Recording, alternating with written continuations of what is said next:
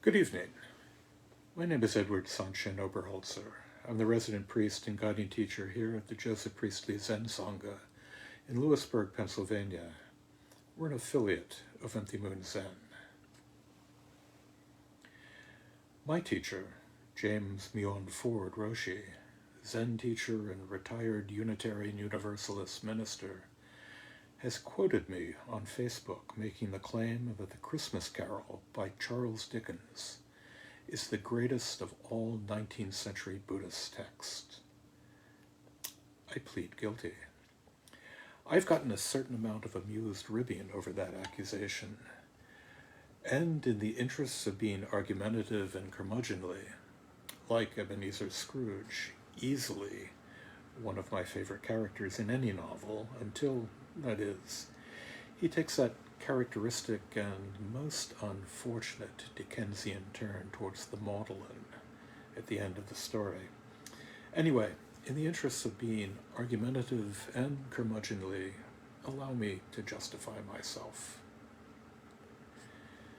I could lay out the arc of the narrative, the crusty sinner sitting in his counting house, wrapped in the three poisons of greed, anger, and ignorance, who, through the intervention of the three bodies of the Buddha, Dharmakaya, Nirmanakaya, and Sambhogakaya, in the form of the ghosts of Christmases past, present, and future, beings whose travels take them throughout space and time, this character, Scrooge, comes to see his own non-dual nature, his Buddha nature, if you will, his connection with all about him, but especially with his long-suffering clerk, Bob Cratchit.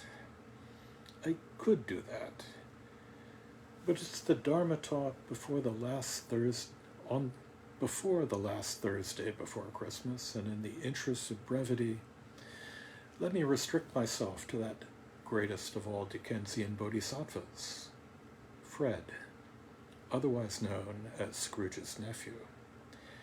Here, he is seen as he greets his uncle.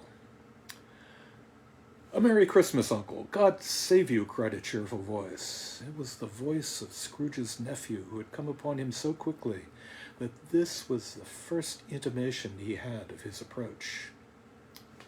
Now, you know that bodhisattvas, of course, are always among us, seen and unseen, coming upon us accidentally, taking us unawares, like enlightenment itself. And often we react, just as does Ebenezer. "Bah!" said Scrooge. "Humbug!" He had so heated himself with rapidly walking in the fog and frost, this nephew of Scrooge's, that he was all in a glow. His face was ruddy and handsome, his eyes sparkled, his breath smoked again.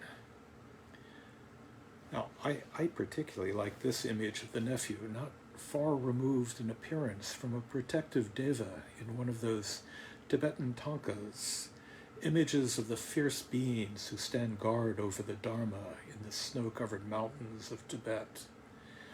He merely lacked fangs and a necklace of skulls. "Christmas a humbug?" said Scrooge's nephew. "You don't mean that, I am sure." "I do," said Scrooge. "Merry Christmas. What right have you to be merry? What reason have you to be merry? You're poor enough." "Come then," returned the nephew gaily. "What right have you to be dismal? What reason have you to be morose? You're rich enough." And echoing that Zen-worthy Yunmen, Fred has returned with that classic Zen comeback. Every day is a good day. Scrooge, having no better answer ready on the spur of the moment, said, "Bah!" again, and followed it up with "Humbug." This, an answer to his teacher that would have gotten him thrown out of the Doksan room. "Don't be cross, Uncle," said the nephew. And he could have said, "I will spare you 30 blows. Zen teachers are always sparing the inept 30 blows, a practice or the threat of a practice that has fallen into disfavor in this our litigious society. "What else can I be?" said the uncle. When I live in such a world of fools as this, Merry Christmas, out upon Merry Christmas. What's Christmas time to you but a time for paying bills without money? A time for finding yourself a year older but not an hour richer. A time for balancing your books and having every item in them through a round dozen of months presented dead against you.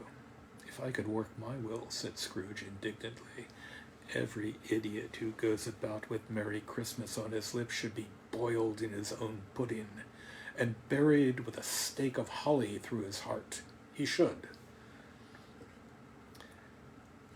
And now I think of the Southeast Asian Buddhist amusement parks that provide a vivid representation of the hell realms, and could find no more a gruesome example than that image to encourage us to keep the precepts. Uncle, pleaded the nephew. Nephew, returned the uncle sternly, keep Christmas in your own way and let me keep it in mine. Keep it, repeated Scrooge's nephew, but you don't keep it. Let me leave it alone then, said Scrooge. Much good may it do you, much good it has ever done you. And now we get to the dharmic point, the turning words laid upon Scrooge by the Bodhisattva, that creature who, having reached the threshold of Buddhahood, refuses to step through to the other side without bringing along all sentient beings, and Ebenezer Scrooge among them. The nephew replies, there are many things from which I might have derived good, by which I have not profited, I dare say, returned the Bodhisattva. Christmas among the rest, but I am sure I have always thought of Christmas time when it comes round, apart from the veneration due to its sacred name and origin, if anything belonging to it can be apart from that, as a good time, a kind, forgiving, charitable, pleasant time, the only time I know of in the long calendar of the year when men and women seem by one consent to open their shut-up hearts freely and to think of people below them as if they really were fellow passengers to the grave, and not another race of creatures bound on other journeys.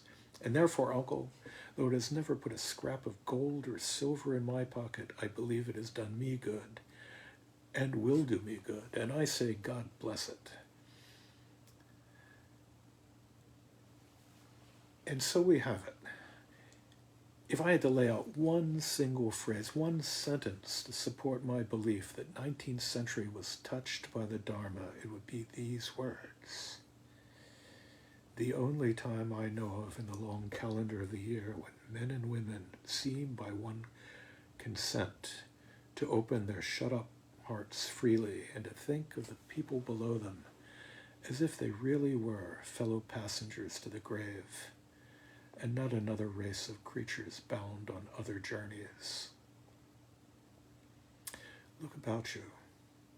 We are all those fellow passengers, all of us here at Empty Moon, all of us in the Sangha, in the Mahasangha, Scrooge and his nephew, Bob Cratchit and Tiny Tim, ants and sticks and grizzly bears. Merry Christmas.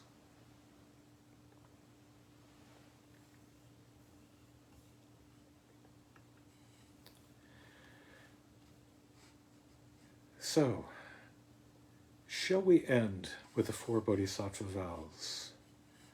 Or, a chorus of I wish you a Merry Christmas. But let's stick with the vows.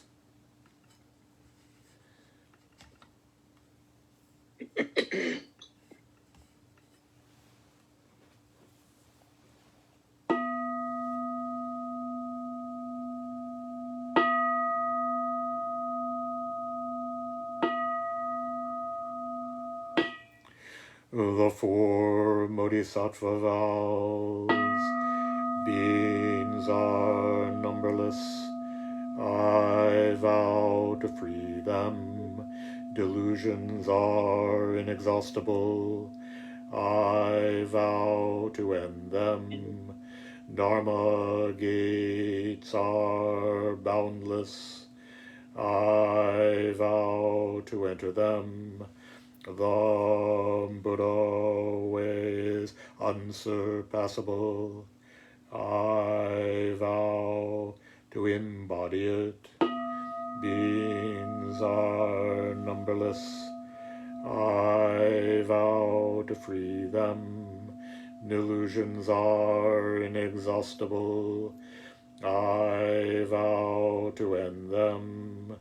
Dharma gates are boundless.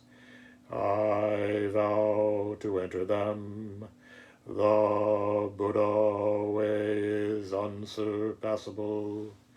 I vow to embody it. Beings are numberless. I vow to free them. Delusions are inexhaustible. I vow to end them. Dharma gates are boundless. I vow to enter them. The Buddha way is unsurpassable. I vow to embody it.